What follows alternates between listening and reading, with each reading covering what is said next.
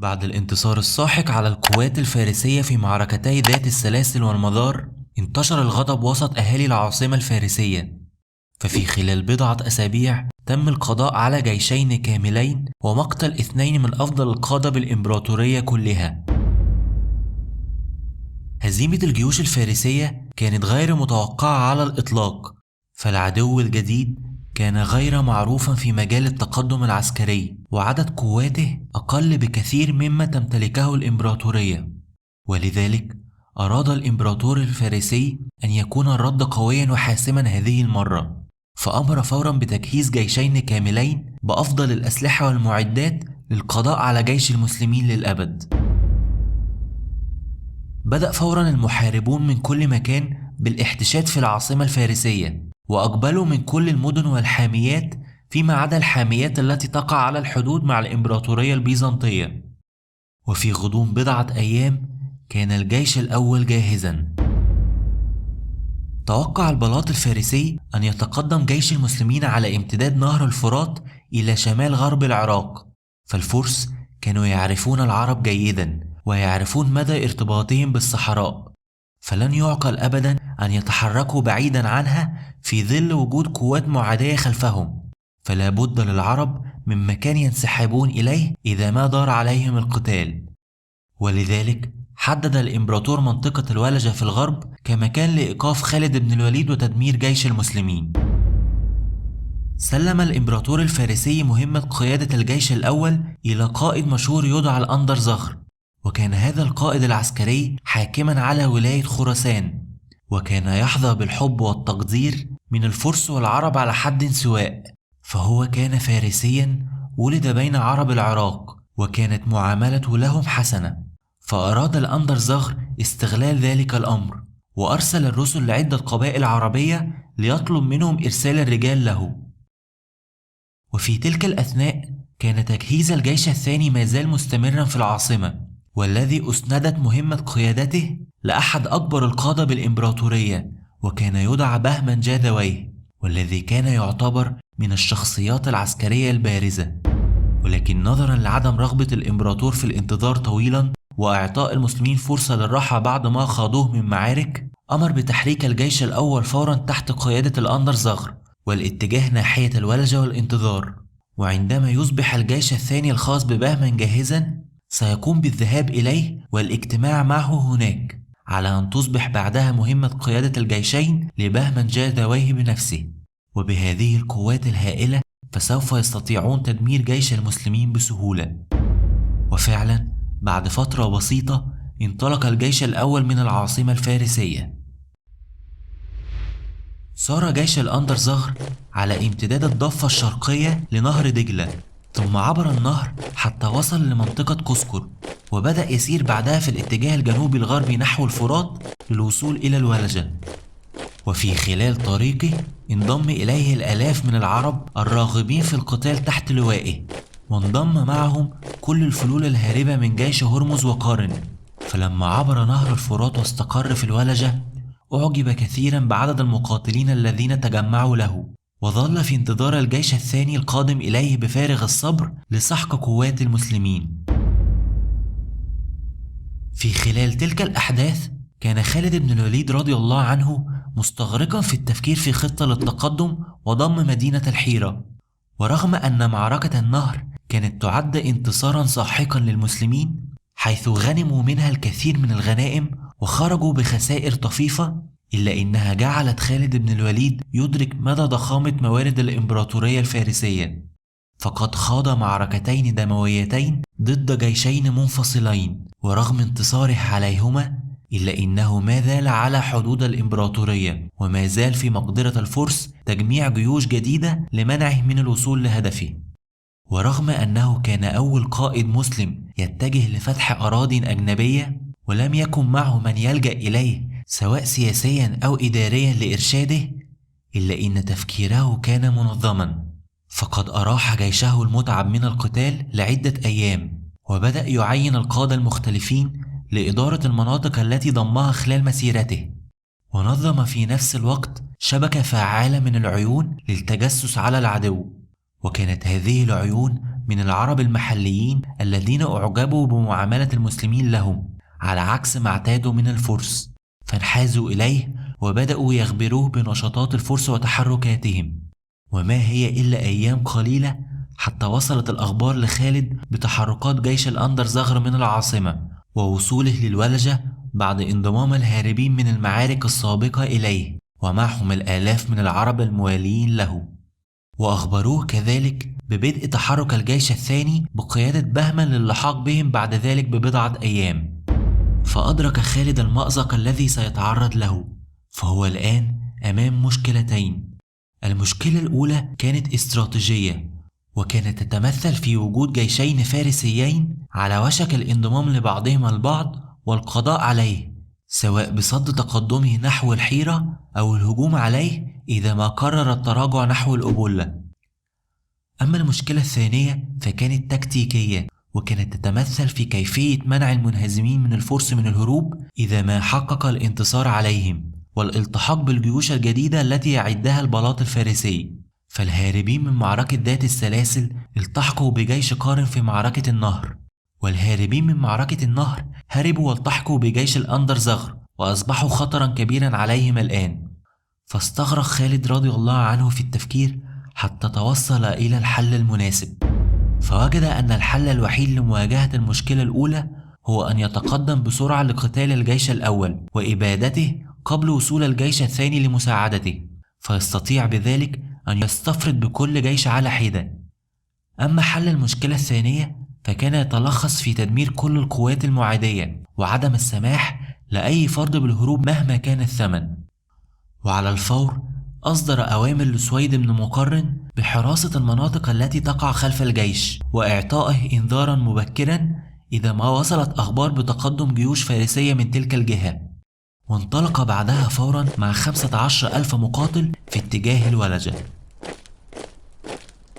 رغم تحرك الجيش الثاني الخاص ببهمن من العاصمة قبل تحرك جيش المسلمين ومسيرته من خلال طريق غير الذي سار منه الأندرزغر حتى يسرع من الوصول للولجة، إلا أن سرعة جيش المسلمين وخفة حركتهم سهلت من وصولهم أولا لمدينة الولجة قبل وصول جيش بهمن المثقل بالدروع والأسلحة ببضعة أيام. وعسكر المسلمون على مسافة قريبة من معسكر الأندرزغر، ورغم أن الأندرزغر كان يفضل أن ينتظر وصول جيش بهمن له، إلا أن سرعة وصول المسلمين أجبرته على تغيير حساباته، فبدأ يتجهز للقتال معهم في اليوم التالي، وشجعه على ذلك الكثرة العددية التي كان يتمتع بها جيشه، ويبدو أنه كان واثقا من النصر. فرغم أن أرض القتال كانت بالقرب من نهر متفرع من نهر الفرات، إلا أنه لم يكلف نفسه عناء الاتجاه إليه لكي يستخدمه في تأمين مؤخرة جيشه، وأمر الجميع بالتجهز لمواجهة المسلمين في الصباح. في صباح اليوم التالي اصطف الجيشان في مواجهة بعضهما البعض، وكان ميدان المعركة عبارة عن سهل مستوي يمتد بين هضبتين صغيرتين ارتفاعهما من 20 ل 30 قدما، وفي نهاية الطرف الشمالي الشرقي للسهل كان يوجد هضبة صغيرة تعتبر امتداد للهضبة الشرقية، وكانت هناك صحراء قاحلة تمتد على الطرف الجنوبي للسهل. اصطف جيش الفرس تحت قيادة الأندرزغر، وكانت الهضبة الغربية خلفهم، وكان عدد الجيوش الفارسية يقترب من 30,000 مقاتل. أما جيش المسلمين فاصطفوا أمامهم، وكانت الهضبة الشرقية تقع خلفهم. وتفاجأ الأندرزغر بقلة عدد جيش المسلمين، فقد قدره بحوالي 10,000 مقاتل، وتساءل مع نفسه عن مكان تواجد فرسان المسلمين المرعبين. فالأخبار التي وصلته كانت دائما تشير لقوة وسرعة الفرسان المسلمين في المعارك السابقة، ولكنه مما يراه الآن فقد توصل أن ما وصله من أخبار كان ربما مبالغة من الجيش الهارب لتبرير هزائمهم في الاشتباكات الماضية. ولم يكن يعلم أن جيش المسلمين قد تفاجأ هو الآخر بالعدد الكبير للجيش الفارسي وسرعة تجهيزهم له، ولكنهم في نفس الوقت كانوا على ثقة بنصر الله لهم. نظم خالد بن الوليد الجيش كالمعتاد على هيئة قلب وميمنة وميسرة، وجعل مهمة قيادة الأجنحة لعاصم بن عمرو التميمي وعدي بن حاتم الطائي كما فعل في المعارك السابقة، ولكنه جعل الفرسان على الجهتين خلف الصفوف الأمامية لحماية الأجنحة خلال القتال. ونفس الحال بالنسبة للأندرزغر، فقد نظم الجيش بنفس التشكيل، ولكنه وقف في مؤخرة الجيش لإدارة المعركة. وكانت خطته تعتمد على أن يترك الهجوم للمسلمين أولا حتى ظهور علامات التعب والإرهاق عليهم، فعندئذ سيبدأ فورا في الهجوم المعاكس عليهم وإبادتهم. وبعد فترة بسيطة من الترقب بين الطرفين انطلقت إشارة القتال. أمر خالد بن الوليد الجميع بالهجوم العام على جيش الفرس كما توقع الأندرزغر، فأمر فورا القائد الفارسي جيشه بالثبات وصد الهجمات بكل ما أوتوا من قوة. وبمجرد وصول جيش المسلمين انقضوا في عنف شديد على الجيش الفارسي المثقل بالمعدات في محاولة لاختراق الصفوف، ولكن الفرس استماتوا في الدفاع وصمدوا في مكانهم.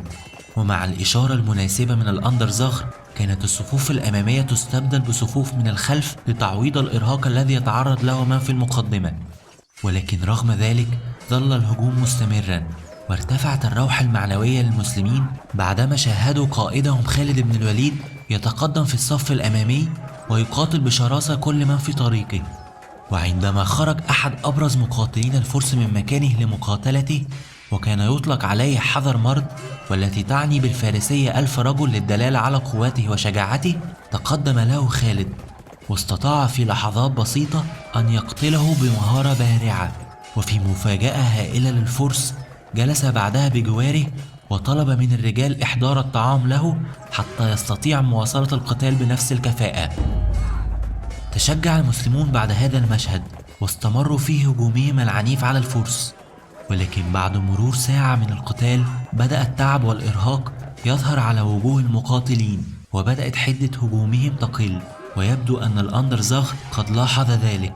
ففي هذه اللحظة أمر الجميع فورا بالتوقف عن الدفاع وبدء الهجوم المعاكس ضد جيش المسلمين. وكان هذا القرار سليما، فعلى الفور بدأ جيش الفرس في تبادل الهجمات مع المسلمين وضغطوا عليهم في كل الجهات. ورغم أن المسلمين استطاعوا صد الضربات لبعض الوقت، إلا أن الإرهاق والتعب وقلة العدد أجبرتهم على التراجع للخلف، ولكنه كان تراجعا منظما. فزاد الفرس من شدة الهجمات، ونظر جيش المسلمين إلى سيف الله المسلول لتلقي أي إشارة تشير إلى تغيير في الخطة، ولكنهم لم يجدوا منه سوى التشجيع على القتال والتراجع المنظم للخلف. ففرح الأندرزغر بنجاح خطته واقتراب النصر، وبدأ يتخيل شكل القلنسوة الثمينة التي سيعطيها له الإمبراطور كمكافأة على نجاحه. وأمر الجميع باستمرار الهجوم الشرس على جميع الجهات. ومع مرور الوقت قاتل المسلمون قتالا انتحاريا بشكل يفوق قدرتهم، وبدأوا في التساؤل عما إذا كانت تلك نهاية انتصارات خالد بن الوليد. وظل الجميع في حالة التراجع حتى أصبح القلب متأخرا عن الأجنحة، وأصبح شكل الجيش على هيئة هلال. وتوقع الفرس انكسار جيش المسلمين في أي لحظة، ولكن هنا أطلق سيف الله المسلول إشارة مفاجئة قلبت الأوضاع في ثواني.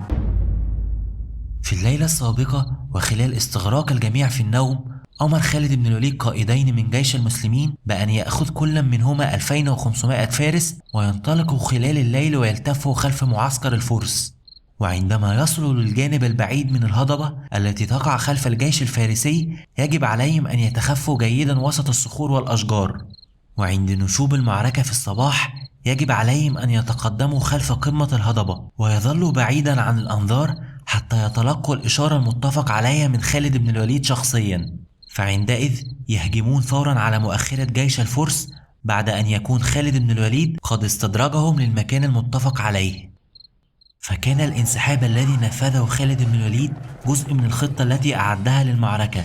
فبدأ القتال بحوالي 10,000 مقاتل، وخبأ أفضل الفرسان لتنفيذ مهمته، وترك الأندرزغر يعتقد أنه المتحكم في القتال منذ البداية حتى يستدرجه ويقع في الفخ.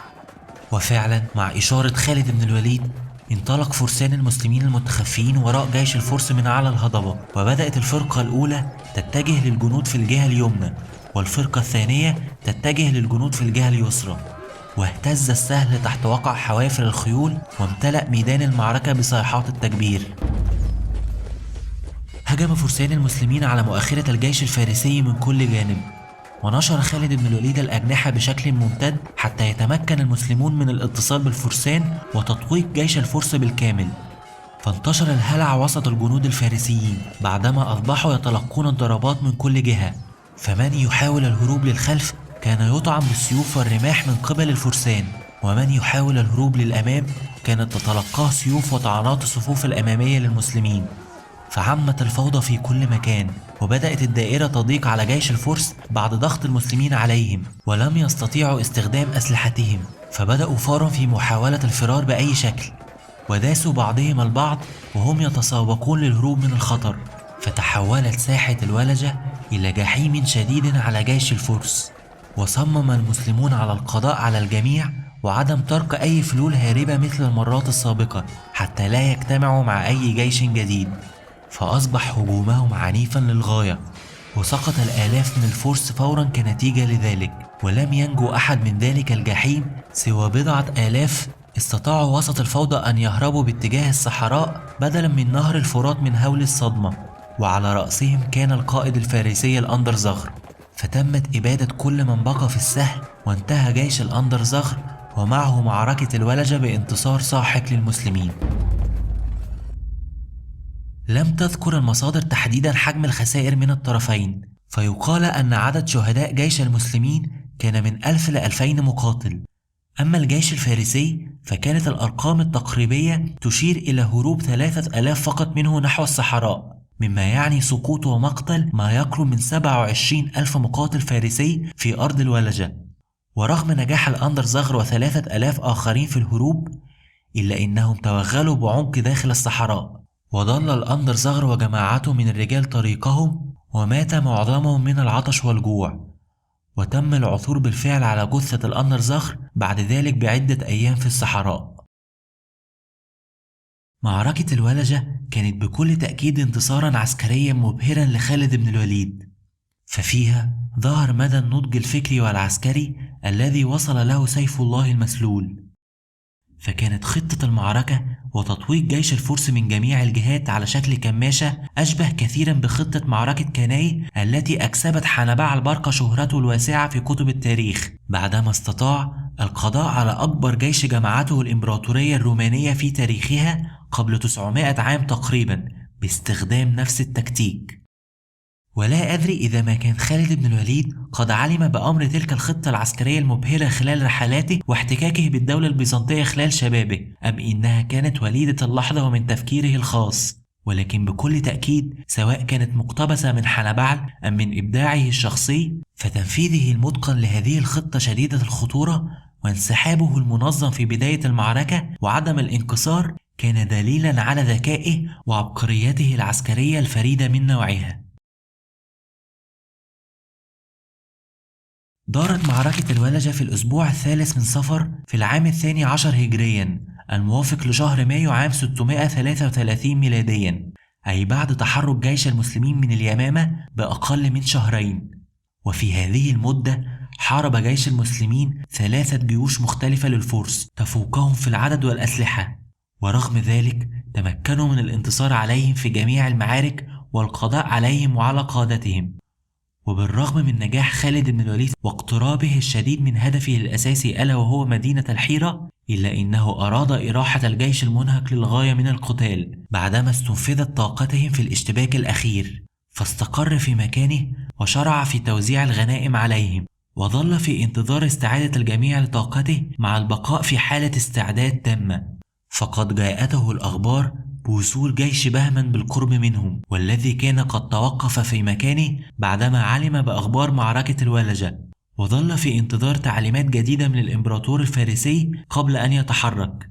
وفي نفس الوقت جاءت أخبار أخرى لخالد بن الوليد بتجمع بعض العرب من قبائل بني بكر للانتقام من هزيمة رجالهم في معركة الولجة مع جيش الفرس. فكان من الواضح أن هناك اشتباكا عنيفا سيحدث في الأيام القادمة. خلونا نكمل المرة الجاية إن شاء الله، بس خلوني أقول لكم إن الفيديوهات دي بتاخد وقت ومجهود كبير جدا عشان أنفذهم، فلو عجبك الفيديو ده يا ريت تنزل تعمل لايك وتشترك في القناة وتفعل الجرس عشان يوصلك كل فيديو جديد بعمله. اشوفكم المرة الجاية على خير ان شاء الله.